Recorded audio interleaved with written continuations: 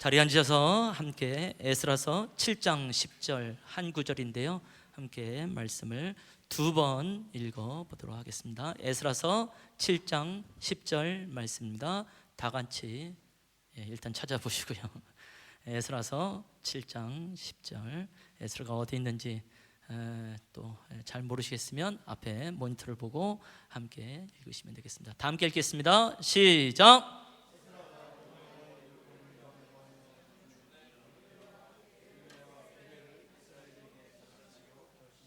한 번 더.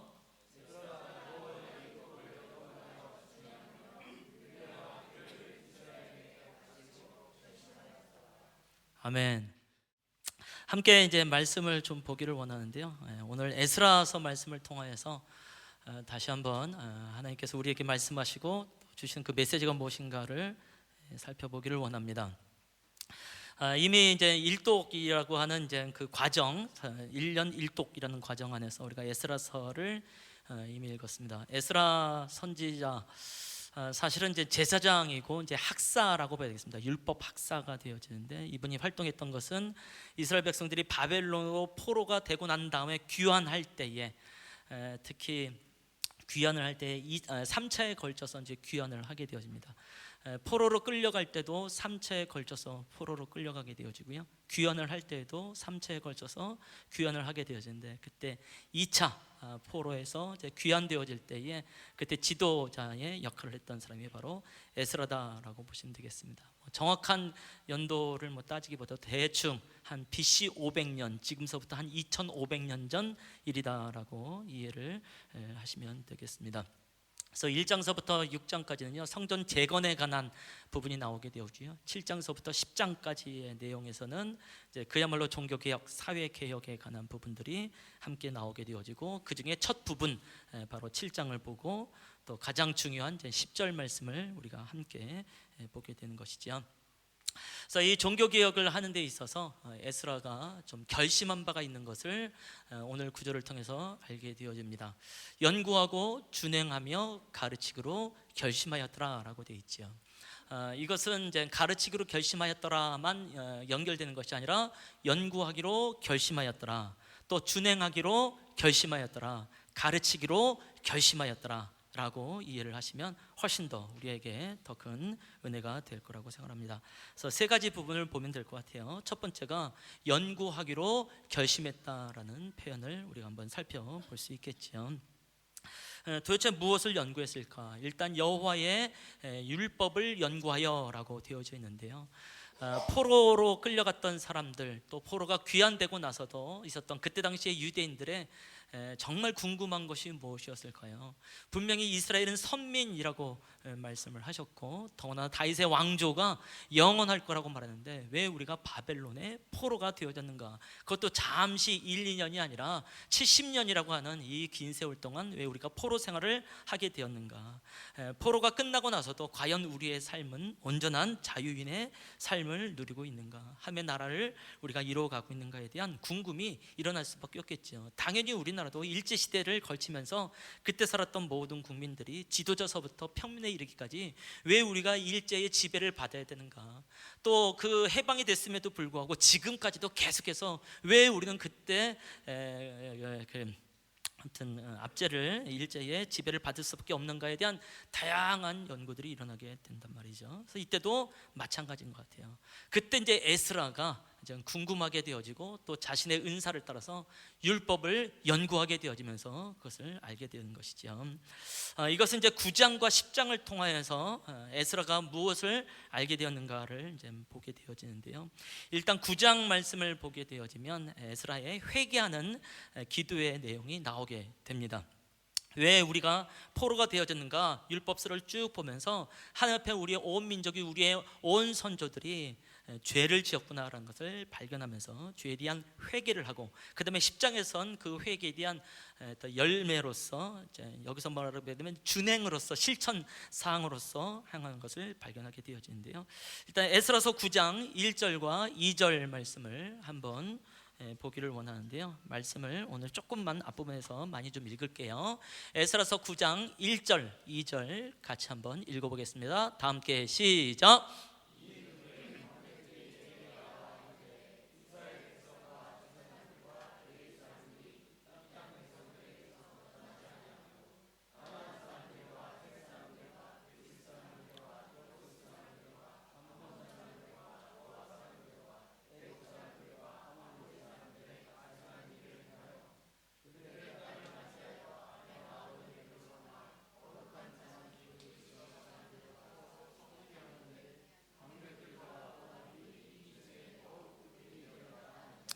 아멘. 일단 뭐 하나님의 말씀이니까 좀 아멘을 해야 되겠죠. 백성들 사이에서 어떤 이야기가 나오게 됐냐면 이스라엘 백성과 지상들과 레위 사람들, 다시 말해서 종교적인 지도자들, 또 그 사회의 지도자가 되는 자들이 했었던 일이 있습니다. 1절 맨 끝에 보니까 가증한 일을 행하였다라고 되어 있고 앞에 이방 민족들의 이름이 열거가 되어 있습니다. 그래서 영적인 사회적인 지도자들이 가증한 일을 했는데 그 가증한 일이 무엇인가가 바로 이제 2절에 나오게 되는데요. 그들의 딸을 맞이하여, 이방 민족의 딸을 맞이하여 아내와 며느리로 삼았다라고 되어 있습니다. 그러면서 이제 거룩한 자손이 그 지방 사람들과 서로 섞이게 하는데라고 되어 있고, 방백들이 이 모든 것에 먼저 앞장섰다라고 되어져 있는데요. 하나님께서 절대로 원하지 않았던 일들을 하게 되었습니다. 즉 그 땅의 이방 민족과의 통혼, 그들과 섞이는 통혼에 대해서 금했던 부분이 있는데요. 이것을 누구보다도 이스라엘 지도자들이 먼저 행하면서 나갔다고 이제 말을 하고 있는 것이죠. 11절과 12절 말씀을 보게 되면 조금 더 구체적으로 말씀을 알게 될 것 같아요. 또 함께 11절 12절 말씀도 있습니다. 시작.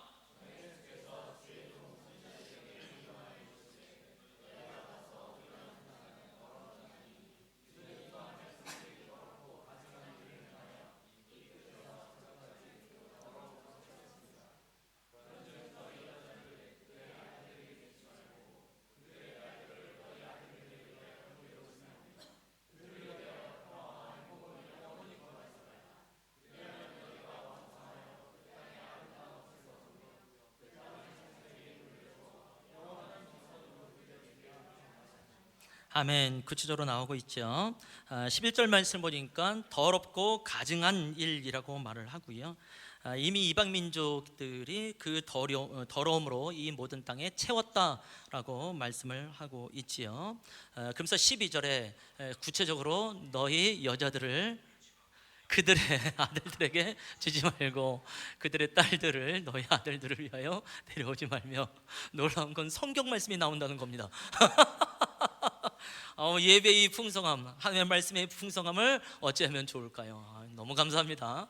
그래서 구체적으로 또 나와요. 여자들을 그의 아들들에게 주지 말고 그들의 딸들을 너희 아들들을 위하여 데려오지 말라. 그래서 아주 구체적인 이제 통혼에 관해서 이제 막는 일이 일어나게 되어지죠.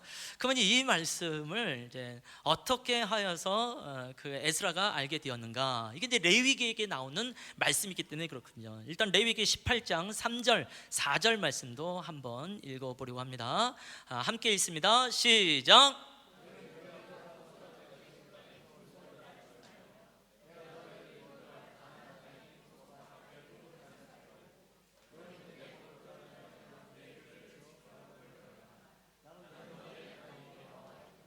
아멘. 여기 말씀 보니까 이스라엘 백성들이 이제 가나안 땅으로 들어가기 전에 광야에서 모세를 통하여서 하나님께서 하시는 메시지를 듣게 되는 거예요. 너희가 두 가지를 따르지 말아야 된다. 그건 뭐냐면 애굽의 풍습을 따르면 안 되고 앞으로 들어가게 될 가나안 사람들의 풍습과 규례를 따르면 안 된다라고 말씀을 하고 있지요. 지난 봄에 저와 함께 하나님 나라의 관점으로 본 성경 개관에 대해서 함께 성경 공부를 우리가 했어요. 그때 나왔었던 말씀이기도 합니다. 기억하시면 좋겠어요. 하나님께서 이스라엘 백성들에게 금했던 것, 너희가 지내왔던 애굽의 그 모든 풍습을 따르지 마라. 과거의 그 풍습을 따르지 말라는 거죠. 또 앞으로 가게 될 가나안의 풍습과 규례를 따르지 말라라고 말씀을 하시네요. 자, 이것에 대한 구체적인 내용이 또 레위기 18장 그 다음서부터 나오게 되어지죠. 26절에서부터 30절 말씀이 되어집니다. 아까 에스라 말씀하고 함께 기억을 하면서 읽어보시면 좋을 것 같습니다. 다 함께 읽습니다. 시작.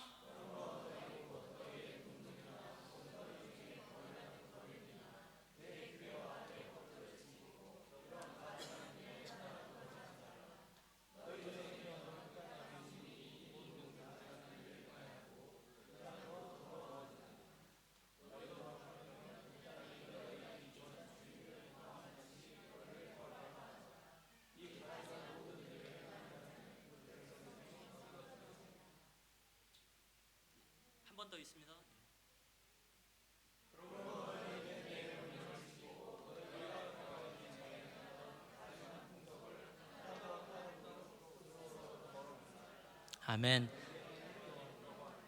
아멘. 자, 30절 말씀 보니까 가증한 풍속이라고 되어 있죠. 그러니까 실제로 이들이 하지 말라고 했던 가증한 풍속을 따르게 되어지는데, 그것이 이제 26절, 27절, 28절, 29절에서 나오고 있는 것을 이제 우리가 이제 함께 봅니다라고 말씀을 이제 드릴 수밖에 없을 것 같아요. 다시 한번 26절 말씀으로 한번 돌아가 보죠. 여기 말씀을 보게 되면 이제 너희 중에 가증한 일에 하나라도 행하지 말라라고 말씀을 하시고요. 또 27절에도 가증한 일을 하지 말고 그 땅도 더러워졌다라고 말을 합니다. 그것은 이미 그 안에 있는 원주민들 이방 민족으로 인해서 나타날 일이다라고 말씀을 하고 있는 것이죠.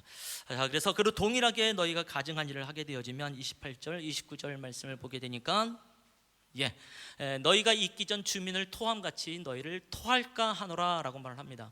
이스라엘 백성들이 가나안을 정복을 하면서 이방 민족에 있었던 가증한 일들에 대해서 하나님께서 과감하게 말씀하시고 그들을 그 땅에서 토해내도록 쫓아내도록 말씀했던 것이 있게 되어지죠. 그런데 너희도 그들처럼 가증한 일을 하게 되어지면 결국 너희도 그 땅에서 토함을 받게 될 것이다. 그러니까 절대로 그것의 풍습을 따르지 말라라고 말씀하시고 29절에서도 그들의 가증한 모든 일을 행하게 되어지면 결국 너희도 그 땅에서 끊어지게 될 것이다 라고 말씀을 하는 것이죠. 그래서 이 말씀을 인용을 하여서 에스라가 종교교육을 개혁을 하는데 사용하고 있는 것을 발견하게 되어지죠. 왜 우리가 가나안 땅에서부터 그 고토에서부터 우리가 쫓김을 받으면서 바벨론으로 포로가 되어졌는가? 왜 우리의 이 백성이 끄던진 것처럼 됐는가? 결국 우리에게 가증한 일이 있었구나라는 것을 발견하게 되어지고 그 가증한 일 중에 하나가 바로 통혼이었던 것을 알게 되어지죠. 그들의 딸을 며느리나 아내로 삼지 말라라고 분명히 레위기에 또 출애굽기에 민수기에 신명기에 수도 없이 나옴에도 불구하고 이들은 그 통혼을 하게 되어졌죠. 통혼이 그렇게 뭐가 대단한 거라고 그렇게 말씀하십니까? 라고 이해할 수 있겠지만 이미 성경에 대한 기본적인 지식을 갖고 있는 우리 입장에서는 아내를 맞이할 땐 아내의 모든 문화도 함께 맞이하게 되는 것이죠. 그래서 가장 대표적인 일에 실패를 했던 사람은 바로 솔로몬 왕이라는 것을 알게 되어지고 솔로몬 왕이 마지막에 그의 삶이 좀 타락함으로 나가게 되어지고요. 그의 아들 때에 그의 나라가 두 개의 나라로 쪼개져 나간 것을 발견하게 되잖아요. 그때에 솔로몬이 했었던 일은 많은 이방의 여인을 아내로 삼았던 것을 보게 되어지고 이 아내들이 들어올 때에 자신들이 섬기고 있었던 우상들도 함께 가지고 오게 되어지고 이 아내뿐만이 아니라 솔로몬도 그렇고 그러니까 자연스럽게 온 이스라엘 백성들이 우상을 숭배하는 일들이 일어나게 되어졌죠. 그것이 솔로몬에게만 끝나는 것이 아니라 계속해서 열왕기, 역대기라는 말씀을 쭉 보게 되면 이스라엘 왕들도 그렇고 유대의 왕들도 그렇고 끊임없이 이 이방 신들을 우상을 섬기는 것을 발견하게 되어지고 거기서부터 오는 온갖 음란한 행위들을 하는 것을 발견하게 되더라라는 것이죠. 요즘 우리가 이제 선지서 말씀을 읽잖아요. 정말 힘들지요. 특히 이사야 말씀서부터 시작해서 오늘 이제 아모스서 말씀이 되겠죠. 좀 쉽지 않습니다. 근데 계속해서 나오는 메시지들이 뭐냐면 너에게 우상 숭배가 있다. 그것은 가증한 일이다라고 말씀하시고 그로 말미암아 하나님 앞에서의 음행을 행하였다라는 것을 계속해서 말씀하고 있는 것을 발견하게 되어져서 오랫동안 그들에게 있었던 일, 특히 우리가 에스겔서 말씀을 읽으면서 놀라게 됐던 건 뭐냐면 예루살렘 성전 안에 하나님이 계셔야 될 곳에 우상의 형상들이 실제로 그 안에 있게 되었고 므낫세라고 하는 왕이 그런 일들을 하게 되어졌죠. 그래서 우리의 상상을 초월할 만한 일이 일어나게 됐습니다라고 전에도 말씀드렸고 다시 한번 상상을 한다고 한다면 이 예선교회에 불상이 함께 있다라고 이해를 하시면 어떨는지 모르겠습니다. 또 힌두교 사람들이 섬기고 있는 그런 신들이 함께 있다고 생각을 하면 아마 그때 당시에 이스라엘 유대 사람들의 영적인 상태가 아닌가라는 생각을 할 수밖에 없겠죠. 자, 그래서 우리가 이러이러한 과정을 통하여서 바벨론으로 포로가 될 수밖에 없었던 것을 바로 이 에스라 학사견 제사장의 에스라가 발견하게 되어지면서 이 말씀에 의지해서 기도하면서 회개하면서 나가는 것이 9장 또 10장으로 이어집니다라고 말씀을 드릴 수 있을 것 같아요. 근데 아까 말씀드렸습니다. 이 에스라가 활동했던 것이 지금부터 2500년 전이라고 말씀드렸어요. BC 500년입니다. 근데 이 레위기 말씀이 있었을 때는요 BC 한 1500년 정도가 됩니다. 그러니까 레위기서부터 에스라서까지의 시간적인 간격을 말한다면 1000년의 약 1000년의 시간의 간격이 있는 거지요. 그러니까 1000년 전에 있었던 그 말씀을 지금 나의 삶에 적용을 하려면 아무리 율법 박사와 같은 에스라 할지라도 연구할 때야 비로소 그 메시지가 무엇인지 알게 되어지고 삶 속에서 적용되어지고 진짜 회개가 일어나지며 그 회개를 통해서 종교개혁과 사회개혁이 일어납니다 라고 말씀을 드릴 수밖에 없는 것 아니겠어요? 그래서 율법을 연구한다는 것은 너무너무 중요한 것입니다 라고 말씀드리고 싶고, 그래서 우리가 지난주에 봤었던 베레아 사람들은 데살로니가 사람들보다 더 너그러워서 간절한 마음으로 말씀을 받고 이것이 그러한가요? 날마다 성경을 뭐함으로? 상고 아니라 자, 그때 상고라고 하는 건 다른 말로 연구합니다, 공부합니다 라고 말씀을 드렸던 것을 잘 기억을 할 거라고 생각을 합니다. 또 한 달 전에 우리가 시편 1편 말씀을 또 함께 봤지요. 복 있는 사람은 죄인들의 길에 서지 아니며 악인의 꾀를 쫓지 아니하며 라는 말씀이 쭉 나오다가 오직 여호와의 율법을 즐거워하며 그 율법을 주야로 묵상하는도다 라고 말씀하실 때, 그 묵상이라고 하는 것도 약간 큰 소리로 읊조리면서 반복해서 읽게 되어집니다. 즉 공부합니다, 연구합니다와 같은 말씀입니다. 그래서 복 있는 사람은 성경을 연구한도다, 복 있는 사람은 성경을 공부하는도다 라는 말씀을 드렸던 것을 기억을 하시면 좋을 것 같습니다. 그러니까 성경에서는요, 하나님의 말씀을, 성경을 연구하는 것에 대해서 굉장히 중요한 가치로 말하고 있고, 오늘날 우리의 삶 속에서도 내가 꿈꾸고 있는 삶의 변화가 있기를 원한다고 한다면, 교회의 변화가 있기를 원한다고 한다면, 이 세의 변화가 있기를 원한다고 한다면 말씀 안으로, 성경으로 들어가고 성경에서 말하는 메시지가 무엇인지 우리도 연구할 때야 비로소 알게 됩니다 라고 강조를 할 수밖에 없는 것 아니겠는지요. 아마 오늘로서 성경 연구에 관한, 성경 공부에 관한, 성경의 중요에 관한 부분을 일단락 지으면서 설교를 마무리를 하게 될 것 같긴 한데요, 다시 한번 이 말씀에 대한 사모함과 말씀에 대한 연구와 말씀이 나를 지배하는 그 삶 속에 좀 나가시면 어떨까라는 생각을 하게 되어집니다. 자, 그래서 첫 번째로 에스라가 했었던 것이 있다고 한다면 하나님의 말씀을 연구하기로 결심을 합니다. 두 번째는 준행하기로 결심을 하게 되어지죠. 9장이 에스라가 이 율법서를 발견하게 되면 율법을 연구하게 되어지면서 회개했다고 말씀을 드렸습니다. 그러면 그거에 대한 삶의 결과가 나타나게 되겠죠. 그래서 율법을 연구한 것만으로도, 회개한 것만으로도 이가 어떻게, 에스라가 어떻게 또 율법에 대해서 준행했는가, 순종했는가에 대해서 함께 보게 되겠고요.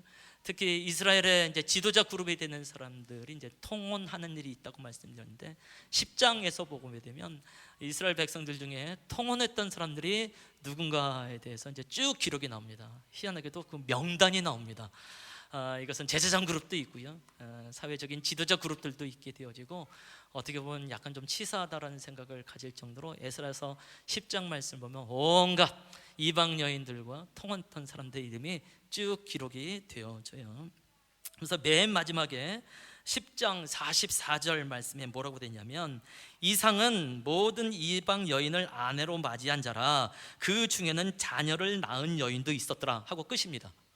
이게 한 성경이 끝날 때 이렇게 끝나는 경우가 없지요. 아마 여기서만 독특한 표현이 아닐까 싶어요. 마치 이것은 사도행전 28장이 모두가 마무리되어질 때에 28장에 뭐라고 되냐면, 바울이 온 이태를 자기 셋집에 머물면서 자기에게 오는 사람을 다 영접하고 하나님의 나라를 전파하며 주 예수 그리스도에 관한 모든 것을 담대하게 거침없이 가르치더라 하고 끝나요. 그러니까 사도행전 28장도 읽으면서 와, 이것이 사도행전의 마무리야? 뭔가 더 있어야 되는 거 아니야? 라는 생각을 가질 정도로, 그 얘기는 뭐냐면 끊임없이 사도들의 복음을 전하는 행전은 계속해서 이어지고 있습니다. 그래서 오늘날 예수 그리스도 안에서 영적인 사도라고 말할 수 있는 그리스도를 통해서 사도행전은 계속해서 기록되고 있습니다라는 의미를 갖게 되는 것처럼, 바로 이 에스라서 말씀도 마찬가지예요. 누가 어떻게 통혼했으며 누가 어떻게 통혼했으며 쭉 나오다가 이상은 이러이러한 사람이더라 하고 끝납니다. 그 얘기 뭐냐면, 이것서 끝나지 아니하고 계속해서 종교개혁이 일어나고 있고 계속해서 사회개혁이 일어나고 있고, 이 일은 교회라고 한다면, 하메나라고 한다면 끊임없이 이루어질 일입니다 라는 것을 강조하게 되어지죠. 그래서 에스라가 연구하기로 결심을 하고 준행하기로 결심했던 모습을 발견하게 되어지죠. 그리고 이제 마지막이 가르치기로 결심하였더라라고 기록이 되어져 있습니다. 저도 눈물이 좀 나면 어떨까라는 생각을 하게 되네요. 눈을 좀 크게 뜨시고 한번 나가보죠.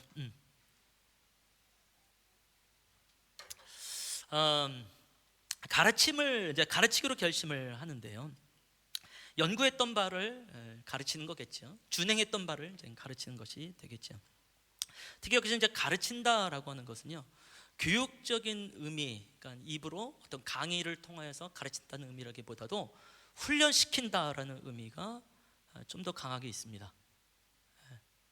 그러니까 에스라가 본인만 연구하고 본인만 준행한 것이 아니라 이스라엘 백성들이 충분히 알아들을 수 있도록 연구된 바를 전달을 하고, 내가 준행한 것처럼 당신들도 준행하십시오. 그것을 계속하십시오. 그래서 훈련시켰다라는 의미가 이 안에 있게 되시죠. 성경의 원어 중에 소를 모는 막대기에 해당되어진 원어가 있는데요, 바로 이 가르친다라는 이 단어의 원어와 연관성이 있게 되어집니다. 그러니까 소를 모는 막대기라는 것은 소를 훈련시키는 것이죠. 소를 길들인다라고 표현하시면 되겠죠. 우리에게 길들인다는 표현이 썩 좋은 표현은 아닐런지 모르겠지만, 에스라는 어떻게든지 하나님의 율법을 가지고 이스라엘 백성들을 길들이듯이 훈련시키고 있었던 것을 발견하게 되어지는 것이죠.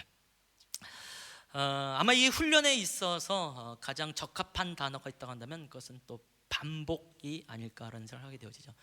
아마 훈련에 있어서 가장 효과적인 방법 중에 하나는 반복. 군대에서 가장 많이 하는 것은 반복.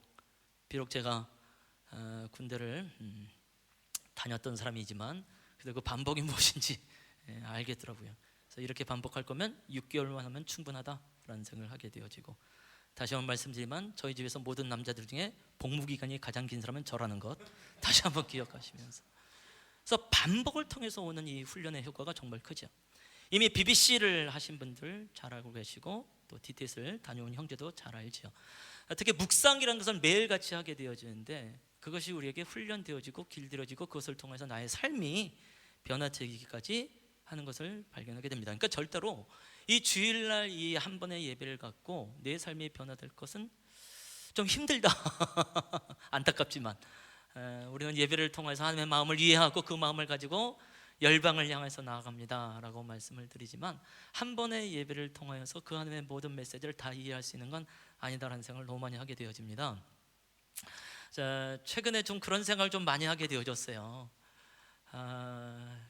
많은 분들이, 사실 저도 그랬고, 예배를 통한 이 땅의 부흥의 모토를 가지고 많이 힘쓰고 애써 왔습니다. 그것이 적어도 30년, 40년 동안 그렇게 한국교회가 애써 왔는데, 우리가 기대하고 우리가 생각했던 것만큼의 부흥은 오지 아니하며 오히려 교회의 안타까운 일들만 더 많이 일어나게 되어지더라고요. 그 놀라운 찬양과 그 놀라운 집회와 그 모든 기도원과 기도회의 역사함이 있었음에도 불구하고 한국교회 안에 우리가 꿈꾸는 일들이 일어나지 않는 걸 보면서 안타까울 때에, 요즘 새벽 기도를 통하여서 저희가 출애굽기와 레위기 말씀을 이제 함께 나누게 되어지는데요, 출애굽기 말씀을 보면서 깜짝 놀라게 되어집니다. 레위기 말씀도 마찬가지지만, 일단 출애굽기를 통해서 하나님께서 홍해를 갈르셨고 반석을 통하여서 샘물이 터지게 하셨잖아요. 그럼에도 불구하고 이스라엘 백성들이 변함없이 원망하고 우상을 섬기는 일들로 나타나게 되어지죠. 더나 성막이라는 것을 짓게 합니다. 그 성막을 통하여서 하나님의 영광을 나타나게 되어지고, 하나님께서 이 성막과 함께 너희들과 함께 있을 것을 분명한 언약을 하십니다. 성막을 만들어 나가는 과정은요 1년의 시간이 지나게 되어지고, 보다 구체적으로 말하면 6개월 동안 집중해서 성막을 만들게 되어집니다. 그리고 하나님께서 인정하시는 하나님의 영광으로 꽉 채우시죠. 우리가 작년에 하나님의 영광이 무엇인가, 하나님의 맑고 밝고 빛나고 깨끗하고 아름다움입니다, 하나님의 무게입니다, 하나님의 부유함입니다 라는 말씀을 들으면서 그 영광을 꽉 채웠어요. 그래서 모든 이스라엘 백성이 다 봤습니다. 그럼에도 불구하고 변함없이 민수기 말씀을 보면 이스라엘 백성들이 계속해서 원망하고 결국 40년 동안 방황을 하게 되는 모습을 발견하게 되더라고요. 어떻게 보면 가장 탁월한, 가장 모범이 될 만한 예배가 그때 성막에서 드린 예배가 아닐까라는 생각을 하는데, 그럼에도 불구하고 이스라엘 백성들의 삶의 변화가 없는 걸 보면서, 내가 말하고 있는 예배를 통해서 정말 성도들의 삶의 변화가 일어날 것인가? 아니구나. 아멘. 수밖에 없는 거죠. 하나님의 그 놀라운 계획을 통해서 놀라운 영광을 인정했음에도 불구하고 이스라엘 백성들이 공동체적으로 그런 어마어마한 원망을 하고 40년 동안 방황을 했다고 한다면, 내가 아무리 예배를 섬기고 아무리 예배에 대해서 강조한다 할지라도 그 한 번의 예배를 통하여서 한 주간의 삶의 변화가 있을 것을 내가 기대하는 것은 아니다 라는 생각을 점점점 결론으로 내리고 있는 중입니다. 아멘. 그러다가 레위기 말씀을 다시 보니까요, 레위기는 우리가 기본적으로 알고 있을 때 제사법에 관한 책이라고 알고 있었는데 제사법만 말하지 않고 생활법을 말하더라고요. 그래서 레위기에 나타나는 제사장들이 해야 될 일이 있다고 한다면 어떻게 하나님께 제사를 해야 될 것인가와 함께 어떻게 하나님의 백성으로서 삶을 살아야 되는가, 생활을 해야 되는가에서 나온 것이 레위기 말씀이더라고요.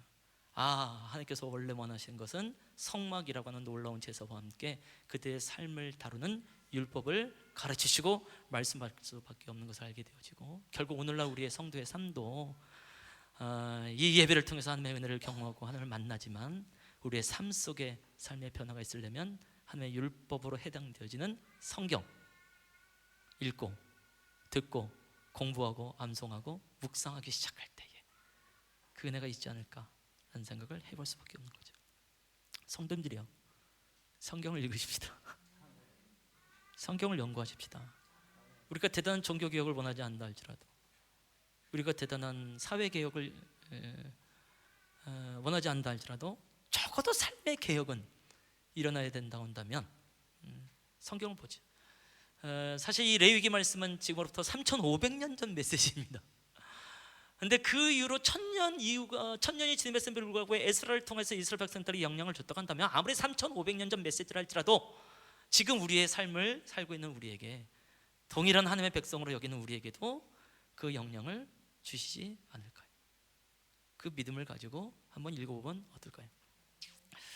그래서 교회가 끊임없이 성경을 읽고 또 공부할 수 있는 기회를 좀 드리려고 합니다. 제 삶을 한번 돌아보게 되어진 거죠. 제가 대학교 1학년 때 그래도 좀 괜찮은 신앙의 삶을 살게 되었던 것 같습니다. 20살이었는데요. 그때 혼자 셀프 바이블 스터디를 했었던 기억이 납니다. 물론 저를 지도했던 선교단체의 선배의 지도를 통하여서 하게 됐습니다만, 창세기 12장서부터 22장 이르기까지 아브라함의 믿음의 삶을 혼자 연구를 해봤었던 좀 기억이 나요. 한 6개월 정도의 시간이 걸렸던 것 같아요. 어떤 신학 서적이나 주석이나 이런 걸 참고하지 아니하고 한번 내 스스로 성경을 읽고 공부해야겠다라는 결단을 하고 해봤는데 제법 괜찮더라고요. 일단 기본적으로 육하 원칙이라고 말하죠. 누가 언제 어디서 무엇을 어떻게 왜 라는 부분을 가지고 성경을 읽기 시작하고 거기에 하나하나 대비해 보게 되어지니까 성경 전체가 어떻게 흘러가고 있는지, 적어도 그 창세기의 부분이 어떻게 흘러가고 있는지 이해하게 되어지며, 무엇보다도 하나님께서 사람에게 비전을 주실 때 점진적으로 비전을 허락하고 계시고 그 비전의 확장성에 대해서 볼 수 있는 아주 귀한 시간이 되어졌지요. 그리고 나서 다른 사람들의 설교를 들어보니까 비전의 점진성과 비전의 확장성을 말을 하더라고요. 그래서 내가 혼자 성경을 공부했던 것이 얼마나 귀한 은혜이며 내 삶의 방향을 결정하는 데서 얼마나 귀한 것이었는가를 그때 알게 되었던 것 같습니다. 그러다가 대학교 2학년 때 저희 형이 이제 군대를 가게 되어졌죠. 그 1년 동안 이제 가정 예배가 있었고요. 저희 형이 이제 금요일 저녁마다 가정 예배 때 이제 설교를 했습니다. 저희 형은 저보다 2살밖에 많지 않았던 청년이었지만 가정 예배 때에 설교를 했죠. 저희 부모님이, 특히 아버지가 아직 예수님을 온전하게 경험하지 않았을 때였기 때문에 형이 이제 설교를 하고 이제 군대를 갔습니다. 그러면 또 이제 가정 예배는 계속해서 이루어져야 될 것 아니겠습니까? 누군가는 또 설교를 해야 되니까 그때 21살이었던 저가 일주일에 한 번씩 1년 동안을 설교를 쭉 했었던 기억이 나게 되어지죠. 그때 설교를 할 수 있었던 그 담대함이 있었다고 한다면 그것은 아마 그 1년 전에 대학교 1학년 때 혼자 성경을 공부하면서 나갔던 영역이 아마 어느 정도 효과를 주지 않았는가라는 생각을 해보게 되어지고, 그 이후로 당연히 저도 DTS라는 것을 통하여서 그 외 많은 성경 양육 과정을 통하여서, 연구 과정을 통해서 알게 되어지면서 오늘날 함께 이렇게 말씀을 나누는 사람이 된 것이 아니겠는가라는 생각을 해보게 되는 것이죠. 결국 저에게서도 훈련이라는 과정이 있게 되어졌네요. 이렇게 길리움을 받는 일들이 있었던 것을, 길들여지는 일이 있었던 것을 이제 보게 되어지는 것이죠. 그래서 제가 뭐 그때 당시에 신학을 했던 것도 아니고 또 신학을 할 것에 대해서 어떤 생각을 갖고 있었던 건 아니지만 하나님의 말씀에 대해서 그래도 공부하고 말씀에 대해서 나름 연구하는 것을 통해서 가르치시고 그 일을 통해서 행하는 일들이 오늘날 우리 가운데 있는 것이 아닌가라는 생각을 해보게 되어집니다. 제가 대학생 때를 말하는 이유가 있다고 한다면 저도 지극히 평범한 청년이었던 것을, 지극히 평범한 평신도였다는 것을 말씀드리면서 우리 성도 한 분 한 분들이 이 말씀 안에 다시 한번 헌신하며 나가시면 좋겠습니다. 에스라의 이 믿음의 결단, 우리가 다시 한번 말씀을 읽어보고 한번 말씀을 마무리하면 어떨까요? 다 함께 읽어보겠습니다. 시작. 에스라가 여호와의 율법을 연구하여 준행하며 율례와 규례를 이스라엘에게로 가르치기로 결심하였더라. 아멘. 하나님이여, 하나님의 뜻대로 살고 싶습니다. 뜻하신 곳에 있고 싶습니다. 주님 말씀대로 살고 싶습니다. 중요한 건 우리가 말씀을 잘 모르고 제 뜻이 무엇인지 잘 모르고 그냥 우리의 삶을 습관대로 살아갈 때가 많은 것을 고백할 수밖에 없습니다. 하나님이여, 주께서 오랜 생활을 통하여서 우리에게 허락해 주신 이 성경에 대한 사모와 성경을 읽고 성경을 공부하는 것에 대한 주로부터 이해를 부어주시옵소서. 하나님, 사람의 말로서 말하는 건 정말 한계가 큽니다. 하나님이여, 우리가 종교가 개혁되는 것 꿈꾸지도 않습니다. 하나님, 이 사회가 변화되는 것 꿈꾸지도 않습니다. 하나님, 그리스도의 삶으로서 최소한 우리가 기도하고 있는 선한 영향력이라고 하는 최소한 소금과 빛의 삶을 살겠다고 하는 삶의 변화의 영역에 있어서 우리의 사고와 우리의 경험과 우리의 지식 갖고 그렇게 살 수 없는 것 정직하게 고백합니다. 성경을 통해서 하나님의 말씀이 무엇인지, 하나님의 메시지가 무엇인지, 하나님의 뜻이 무엇인지 깨닫지 않고 그 말씀을 준행하지 아니하면 우리의 삶에 그 열매를 얻기가 얼마나 어려운지 모르겠습니다. 주님, 긍휼을 베풀어 주시옵소서. 다시 한번 예선교회 안에, 예선교회 성도들 안에 이 성경에 대한 사모, 성경에 대한 연구하는 마음, 우리 믿음의 선배들이 했던 일들이 동일하게 될 수 있도록 인도해 주시옵소서. 지금은 우리 주 예수 그리스도의 은혜와 아버지 하나님의 사랑과 성령의 교통, 그 사귐, 가르침의 그 은총이 오늘 주의 말씀 앞에서 다시 한번 말씀을 에스라처럼 연구해보고 준행해보고 훈련되어지기를 원하는 우리 예수님께 성도들과 그 가정, 또한 6개월의 DTS 과정을 끝낸 모세 형제 위에, 또 이 나라의 이민족과 케냐 땅 위에 이제로부터 영원토록 함께 있을지어다. 아멘.